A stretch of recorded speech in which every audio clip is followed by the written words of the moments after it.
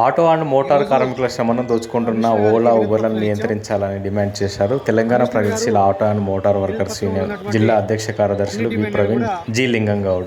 Auto and motor కార్మికుల సమస్యలు పరిష్కరించాలని తెలంగాణ ప్రగతిశీల auto and motor workers union ఆధ్వర్యంలో రవాణా శాఖ కమిషనర్ గారికి వినతిపత్రం సమర్పించారు. ఈ సందర్భంగా వారు మాట్లాడుతూ మోటార్ కార్మికులకు సంక్షేమ బోర్డు ఏర్పాటు చేయాలని డిమాండ్ చేశారు. జిల్లాల కమిటీ ఆటో డ్రైవర్ల సమస్యల మీద మన రవాణా కమిషనర్ గారికి మెమరాండం ఇవ్వడానికి ఈరోజు యూనియన్ నిర్ణయించింది. ఆ యూనియన్ నిర్ణయించిన నిర్ణయం ప్రకారము కమిషనర్ గారి దగ్గరికి ఆటో రంగం మీద ఉన్న సమస్యల మీద, ఆటో రంగం మీద ఉన్న పడుతున్న భారం మీద మాట్లాడడానికి ఇక్కడ కమిషనర్ గారి దగ్గరికి వచ్చాము. 3 గంటలకు వచ్చిన 5 గంటల వరకు కూడా పర్మిషన్ ఇవ్వలేదు. ఇవ్వకపోయినా అక్కడనే కూర్చొని మరీ పర్మిషన్ తీసుకొని సార్ని కూడా కలవడం జరిగింది. ఆటో కార్మికుల సమస్యల మీద కూడా మాట్లాడడం జరిగింది. అలాగే నెలకు సంవత్సరానికి 12,000 రూపాయలు ఇవ్వడం మేనిఫెస్టోలో పెట్టిందని, సంక్షేమ బోర్డు గురించి, అట్లాగే మీటర్ ఛార్జీల గురించి, వీటన్నిటి మీద కూడా మన రవాణా శాఖ కమిషనర్ గారి ముందుకు తీసుకుపోవడం జరిగింది. ఓలా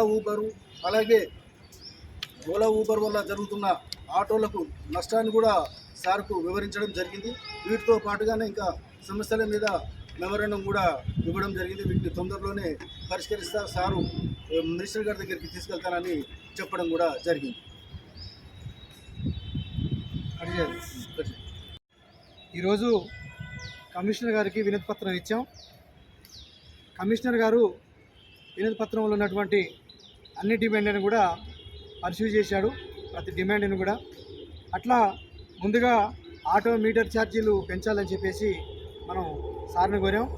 అట్లాగే గతంలో పెరిగినటువంటి ఛార్జీలు ఎలాగైతే ఉన్నాయో దాన్ని బేస్ చేసుకొని 1.6 కిలోమీటర్కు 50 రూపాయలు, ప్రతి కిలోమీటర్కు 20 రూపాయలు చొప్పున మీటర్ ఛార్జీలు పెంచాలని చెప్పేసి మనం కోరాం. సారు ఆలోచిస్తామని చెప్పడం అనేది జరిగింది. అట్లాగే కార్మిక సంక్షేమ బోర్డు, ఇది కాంగ్రెస్ ప్రభుత్వం మేనిఫెస్టోలో పెట్టింది.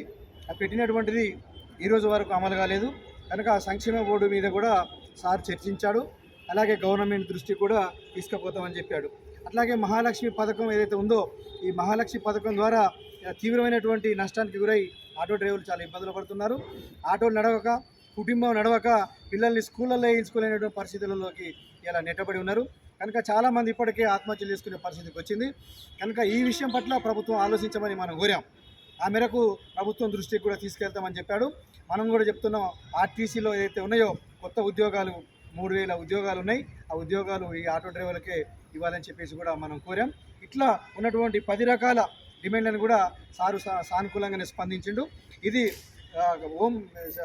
ట్రాన్స్పోర్ట్ మినిస్టర్ గారికి ఈ మెమోరాండాన్ని ఫార్వర్డ్ చేసి ట్రాన్స్పోర్ట్ మినిస్టర్ గారితో చర్చలు జరిపి మళ్ళీ ఆటో సంఘాలను కూడా పిలిచి మరో దఫా చర్చలు చేస్తామని చెప్పాడు. త్వరలోనే మీ సమస్యలన్నింటినీ కూడా పరిష్కరిస్తామని చెప్పడం జరిగింది. కార్యక్రమంలో యూనియన్ జిల్లా కార్యనిర్వహణ అధ్యక్షులు ఎండి అఫ్జల్, ఉపాధ్యక్షులు పి కృష్ణ, పి ప్రభాకర్, సహాయ కార్యదర్శి నిస్సార్, ఎస్ రవీందర్, కోశాధికారి టి నారాయణలు పాల్గొన్నారు.